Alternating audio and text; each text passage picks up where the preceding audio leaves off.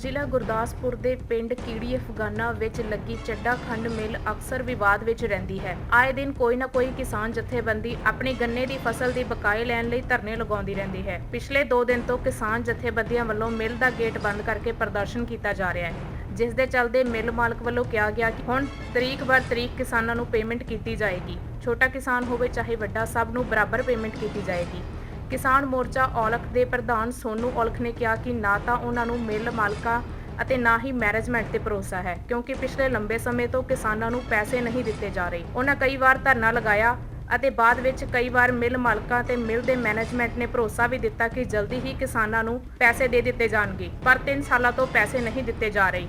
ਹੁਣ ਉਹ ਪੱਕੇ ਤੌਰ ਤੇ ਮਿੱਲ ਦੇ ਬਾਹਰ बैठे हैं। ਜਦੋਂ तक उन्होंने पैसे नहीं मिल जाते वो धरना नहीं चुकणगे। कारण है कि हमेशा आपकी मिल पर ही आके लोग बैठते हैं बकाया राशि को लेकर। कितनी बकाया राशि है? नहीं, राशि तो एग्जैक्टली कितनी है वो मैं आपको वो कर दूंगा, लेकिन राशि बहुत ज़्यादा नहीं है। 18-19 की 2 साल का पेमेंट है। 18-19 की राशि बहुत बैलेंस बहुत कम है और सिस्टम चलने का किसी भी उसमें या किसी का अब आप 4 आदमी का पेमेंट कर दो और बाकी पेमेंट रह जाए तो वो दिक्कत ही होती है ना। वो बात कहीं भी छुपती तो है नहीं कि जिसका पेमेंट हो गया और जिसको पेमेंट नहीं मिला। और जब आप एक सिस्टम से पेमेंट करेंगे, एक डेट से सभी समान रूप से पेमेंट करेंगे तो तभी वो ठीक से सिस्टम हमारा चल पाएगा।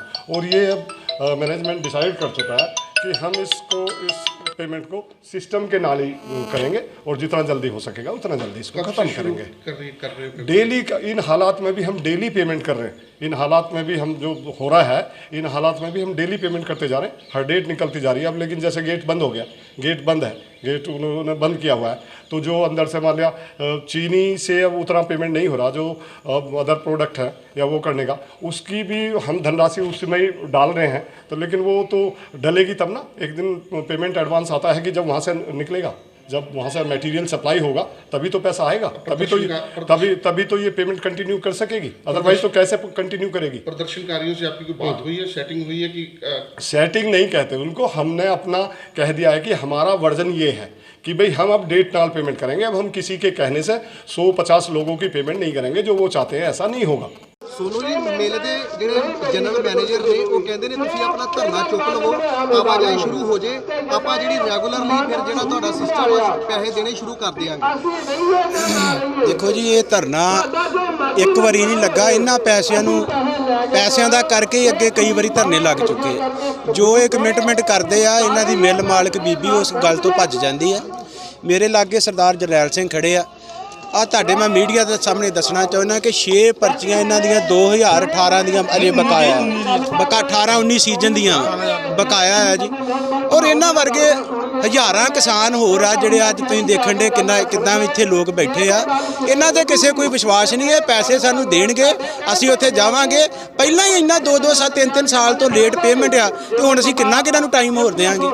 असीं ये फैसला कीता है कि जिन्ना चिर तक लोकां दे पैसे नहीं देणगे इन्हां दी फैक्ट्री नहीं आपां ਚੱਲਣ ਦੇਵਾਂਗੇ। ये साडा फैसला है। ਤੁਹਾਨੂੰ ਉਹਨਾਂ ਦੇ ਆਪਣਾ ਜਿਹੜਾ ਉਹਨੇ ਭਰੋਸਾ ਦਿੱਤਾ ਉਹਦੇ ਤੇ ਵਿਸ਼ਵਾਸ ਨਹੀਂ ਹੈਗਾ। देखो जी, उन्होंने सानू बुलाया सीगा और वो जो गल करते वो संगत नूं मंजूर नहीं हैगी, क्योंकि हर वारी गल करके उस गल तो भजदे आ।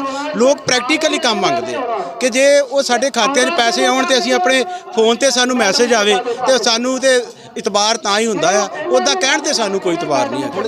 किन्नी देर तक ਚੱਲਦਾ? जिन्ना चिर तक नहीं पैसे देणगे जी। आ वेखो लंगर लगे आ, तंदूर पक्के आ, ਚੱਲਣ ਡਿਆ, प्रशादा ਚੱਲਣ ਡਿਆ, संगत चलाई जाती है, चली जाऊगा।